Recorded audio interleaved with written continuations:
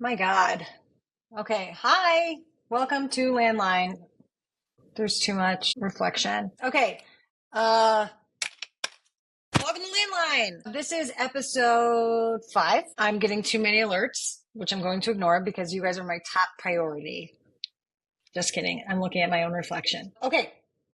So this week has been a doozy. I have a new microphone, so you guys are going to let me know if it sounds like crap or not. And this week's topic is things we do when we're nervous. And I am looking for essentially advice. You can come to me with your questions. I want stories. So I feel like I should back up for a second. Why am I doing this show? I'm doing this show because I feel like I'll speak for myself. I forgot how to talk to people. I certainly forgot how to make friends. I knew how to make friends maybe in college, and then life, like the internet happened, and then work happened, and then marriage happened, and then I don't know, a drinking problem, COVID, implosion. And now it's like, yeah, what do you do when you're 42 years old? How do you make friends? And at first I thought like, oh, I'm a freaking weirdo and got all Grey Gardens about it and, started like hoarding toothpicks and not talking about it. But then as time went on, I realized, oh, other people also feel this way. So something that I know older people used to do when we were kids was they listened to the radio or they called in people like Dr. Drew or Darla and said, hey, I have questions because I don't know how to address this thing in my real life. Can you help me? And it was a way of kind of staying connected to people instead of just sitting on the toilet and shouting through comments on YouTube. So I thought, how about we reintroduce this? And I just kind of start my own call-in show. I understand there are also healthier ways of connecting with society, like church, therapy, support groups. Cool, great, noted. I'm not going to tell you all about my personal life. This is just one of the many things that I'm also doing. So if you have a thought or a response to one of the prompts for the weekly topic, do not send it to me through text. That defeats the entire purpose of this podcast or show. I still haven't decided what we're going to call it. We're going to call it a TV show. It's not a podcast. We've superseded podcasts. This is a talk show. So that defeats the entire purpose. The whole point is that you are calling in and we're engaging. Or at the very least, you can do like, the high school thing where you leave a message and hang up and run away. Because that's still a step closer to being human rather than I could get the same information from ChatGPT if I wanted to feel bad about myself. Okay, so that's sort of the gist of like what Landline is and why I'm doing this talk show. I like how that sounds. It's a talk show. Okay, man. For those of you who are just listening, you can't see it, but those of you who are watching, the cord in the background looks super classy. Okay, so wanted to kind of open this space up for things we do when we get nervous, because I get nervous all the time. And when I get nervous, I get very, very, very weird because I get ashamed of being nervous. So I overcompensate in kind of insane ways. One of the things I used to do was sort of compulsively take my clothes off in public and like not in a cool, sexy way. Like I would be in the grocery store and I would start to just feel like everything is way too hot. And I would begin just kind of slowly taking my skirt up or like slowly. You know what it's similar to? If you've ever been to church and seen kids singing in a choir, like the kids choir, there'll usually be like one little girl who is just like kind of losing it and pulling her skirt up over her head and like her mom or dad has to run up and pull her out. I'm that little girl forever, except for my church is everywhere. Another thing I do is I will compulsively lie in order to keep a conversation moving forward. I remember one time my ex-husband and he was working for a law firm, and the law firm, I think it was a partner at the firm. So like essentially my ex-husband's boss was like, hey, you move like a dancer, which kind of threw me off. And so he asked me, have you ever danced? And the answer is no. And probably there are other things I could have said in that moment. I was just so thrown off and I didn't want to make him feel uncomfortable because that's the kind of that's the way I am, which we can address at another time. And so instead I said, yeah. And he said, what kind of dance? And the only kind of dance I could think of was ballet. So I said, ballet. And he said, really? For how long? And I said, for 10 years. Why? Why, Inga? Why did any of that need to be said? We didn't need it. We could have just stopped talking. We could have just said, no, that was it. Maybe slightly awkward silence, moving on. And instead, I kept talking about how I had an ankle injury that then changed the course of my life. I mean, it was insane. It's just like one of those cartoons when they start gaining momentum as they're falling down the side of the hill, and then eventually their whole body goes through the side of the barn, and there's like a shape of their body in the barn. That's me when a story gets ahead of me. And my ex-husband was just watching me talk, and he's like, what is happening? You're going to end up having to teach his daughter's ballet summer camp. Just say no. So that's something else I do. The kicker is a story I like to share. Mostly, I don't know, I guess it's really so that you guys can all feel better about yourselves. And it's also to remind me anytime I think, just wing it, Inga. Like, oh, I'm underprepared, or oh, I'm nervous, or oh, I'm out of my league. Just wing it. Don't let anyone see how nervous you are. Just wing it. That's terrible advice. Take a beat, or perhaps even let people know that you are dumbfounded, confused, scared, whatever. Years ago, I was invited. Okay, so my ex-husband's name is Jake. He's wonderful, great dude. But it's too long for me to be saying my ex-husband, so we're just going to say Jake. Jake and I were invited to go to the Chief Justice of the United States home for dinner because Jake was clerking for him. And I have a hard time with people's names in general. I have an even harder time with people's titles. I just can't do it. I might call you Esquire, Doctor, Senor. Like, it's just, I don't know. It's just a grab bag. I don't know what happens with my brain. It's all in there, and it's just like a loose bag of marbles. So the combination of not really remembering names and getting nervous and panicking about a title, we walked into the Chief Justice's home, and my mind just went blank. I'd even practiced saying the whole name. Mr. Chief Justice. Wait, now I'm forgetting it. Mr. Chief Justice John Roberts. It's like, it's too long, man. It's too long. And so I looked at him, and instead of taking a moment to pause and be like, wait, what is it? And maybe looking a little stupid, I just shouted, hey, bro. Hey, bro, this is a nice house. Like, I just kept going. Like, the nervousness now is just full tilt. Hey, bro, was today a good day at work? Bro, this is really nice china. Bro, are those people, what do you think of your neighbors? Bro, what do you think of like climate change? Bro, what do you think? I mean, it was insane. I've never said bro so much in my life. I don't know if you've ever said bro to a very important person, but it does not feel good. It does not feel camaraderie building. It feels almost racist. I could not backpedal at all. Now it's just bro. So I decided, okay, well, we're already kind of like in this colloquial place. Maybe I'll just get even more like shimmying. Let's just be buddies. And I said, so what would you do if you were framed for murder? And he said, what? And I said, like The Fugitive. You've seen The Fugitive, right? And he said, no. This is one of many points at which I should have stopped talking. And instead I was like, what? You've never seen The Fugitive? That's crazy. And so I start to just recount the story of The Fugitive. By the way, we're not the only people at this dinner. There are other people at this dinner, which means they're all just watching horrified. And so then I keep going, and I was like, okay, so you're on the lam, a la Harrison Ford. You've been framed for murder, and like, you're fucked, dude. And I'm saying things like the F word, like it's just a disaster. So I meant to not swear on this podcast. We'll bleep that out later. And so I'm just like, I'm like, my nerves are just out of control, swearing like a sailor, acting like an insane person, and like a mental patient in a bathrobe.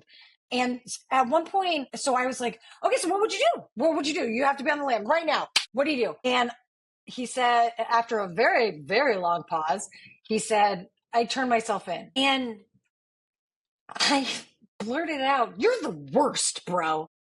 I didn't know how else to respond. He wasn't playing with my game properly. I think in that moment, I realized the absurdity of what I was doing.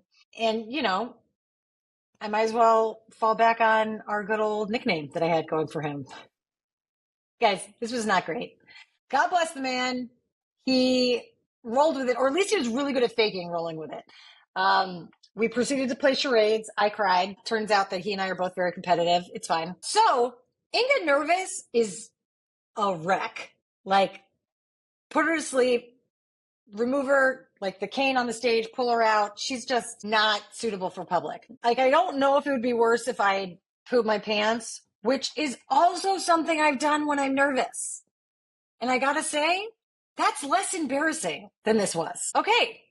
Then, so I think in terms of correspondence with you guys, I have one dude who called in, so we're gonna get to his voicemail in a second. What else did I want to touch on? Oh, I do touch my hair a lot also when I'm nervous. So if you guys notice that during this talk show, I do that, whatever. We're going to work on it. I try to watch the footage afterwards to realize how much I'm doing it. It's fine. I get really constipated when I'm nervous. By the way, so I'm dating this guy who wants me, he enjoys femininity and ladylike behavior. I am in menopause. You know what makes it really hard to be ladylike?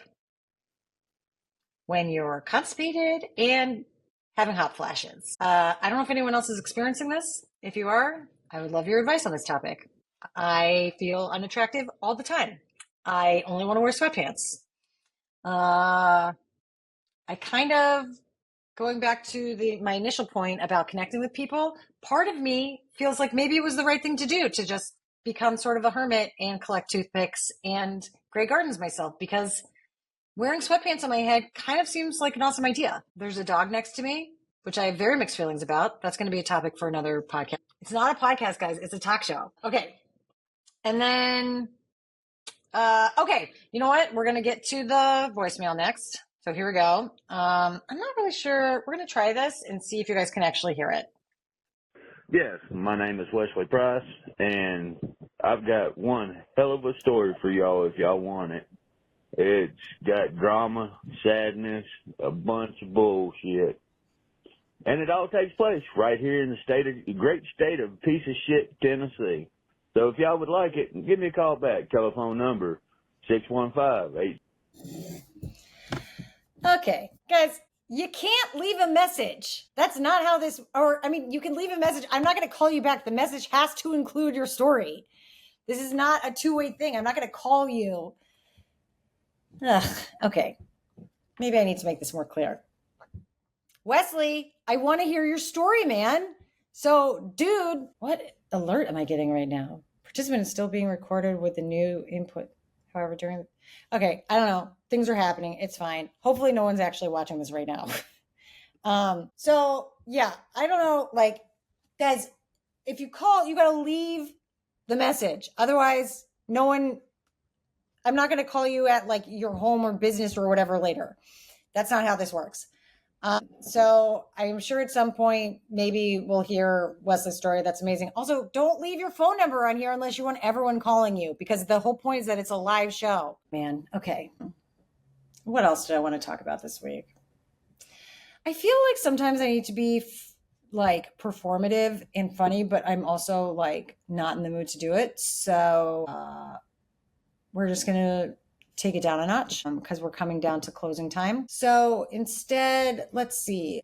I talked to my mom this week. She is great. We lost my dad like a year ago, and she's powering through, man. Like she's tough. I was talking to her about, being in a new relationship, and it's weird because I was married for a very long time to like a really great dude. And it's weird talking about like our life after, our true loves are gone and moving on to like potential new relationships. That's just like a weird thing. This is a total shift of concept, but like in this episode, but who cares? Again, I don't think anyone's watching, so it's fine. I am working. It's really overcast in Tennessee. Not a huge fan of that. I hate spring. it's like starting to almost hint spring in Tennessee. I'm worried that is indicative about something bad about me, that I hate spring so much. I love fall. Like, I prefer things dying than coming to life. I don't know what that says about me. And then I finished my stand-up class there. Oh, gosh. I have some. Hopefully this works. Wait, maybe we should just let it go to voicemail. I'm nervous. Hello? This is Landline. Jenny! How are you? I set myself an alarm today, and then I just said, oh shit, I missed the alarm. I missed it. You did not miss I it. can't believe that you answered the phone. I know. How are you? I'm doing pretty good. What's the topic this week? What are you talking about? Topic this week is things you do when you're nervous. So either advice for that, embarrassing story, or question. Okay, actually, what I do is what you described doing, I think, in last week's podcast, where you don't actually realize what's going on when it's going on. Like, you were being engaged to, and you were like, what are you doing? Oh, yeah. And that's pretty much like I blank. I quit smoking pot over a year ago, but nice. I still like what happens when I get really nervous is I think I just can't be present. I'm in my head. I'm not in the moment, so I'm not making note of what is actually like input, yes. life input. So yeah, I blank. So yes. If you have any advice on how to not do that, I'd love it. Dude, babe, first of all, thank you so much for calling in. Second of all, I totally relate. I just told that story I told in our stand-up class of me blanking on the Chief Justice's name. Like, I absolutely do that same thing. So I have no advice other than maybe, I'm thinking for me, I need to just start saying out loud more. I have no thoughts, instead of trying to wing it. Because when I try to wing it, I do a very bad job. But I don't know. You're charming as hell. So I feel like you could pretty much get away with anything. Like, if you're like, I don't know, I'm just taking in no information. Bye. It's fine. It's all just static. Yeah. Real talk. Okay. Yeah, real talk. I'm so impressed with the fact that you're just doing this, that you're... Oh, my God. Especially last week when you started out in the studio. Oh, my God. and then at home in your bedroom. And to me, it's really, I don't know. We all go through highs and lows. And when I'm in a low and I'm just like, what am I doing? Nobody wants to hear from me. Yep. This is just stupid. Just go back and, hide under your rock. I've been like a Patrick in SpongeBob all my life, living under a rock. And just since turning 50, I'm like, what? Dude. I need to figure out who I am and what I'm doing with my life. And, but it's inspiring just to see someone that I feel like is a lot like me, that I can relate to, who's just saying, you know what? I may only resonate with me, but that's enough. I love that. Yeah. Jenny, I resonate with you, man. I think you're awesome. Someone just walked to my front door. I don't know who it is. Okay. Well, I'm going to let you go. Thank you so much for calling. Please stay safe and let me know if you get murdered. Hey, wait, Ingrid, I do want to tell you one thing. Yeah. I feel like it's really important. Yeah. Right now, I'm staring at a little, like a mini cake plate that has a glass lid cover, Yeah. Because I saw in my backyard, 10 minutes ago, a milkweed seed floating around. You know what those are? Those white puff balls? Yeah. And they're impossible to catch. And I brought it inside that it is a tiny happy thing, and that you can also be a tiny happy thing. Oh my God. Jenny, I love that. Thank you so much for telling me. And I know your number. You don't know mine, so I'm just going to keep stalking you, and then Yes! eventually you're going to have to hang out with me. Yes, it's absolutely going to happen. Okay. Also, do you know who walked through your front door now yet, or no? No. Like, I'm worried about hanging up the phone. I think they went upstairs. What? No, it was a girl. It's a girl, and she sounded really sweet. I don't know who it is. That could be a murderer. You're right. It does kind of sound like I'm a stupid person. Don't do it. And then I go do it. Okay, well, call me back if she's murdering you. Okay, I will. Okay, it's good to talk to you. Bye, Ingrid. Okay, bye. All right, that was awesome. Best part about that call, her calling me Ingrid over and over. Jenny's the best, man. All right, guys, I think this episode's been long enough. You know why? Because it's been a long day. It's been a tough day. I'm noticing that line's getting more intense. I'm going to just start talking about nothing. Also, the dog is starting to complain a lot because it's dinner time. And yeah, I feel like, we can all go home proud of ourselves today. So if I keep looking at myself, I'm just going to keep playing with my hair. And yeah, go team. I'm proud of everybody. Way to go. I will post what next week's topic is. Okay. Bye.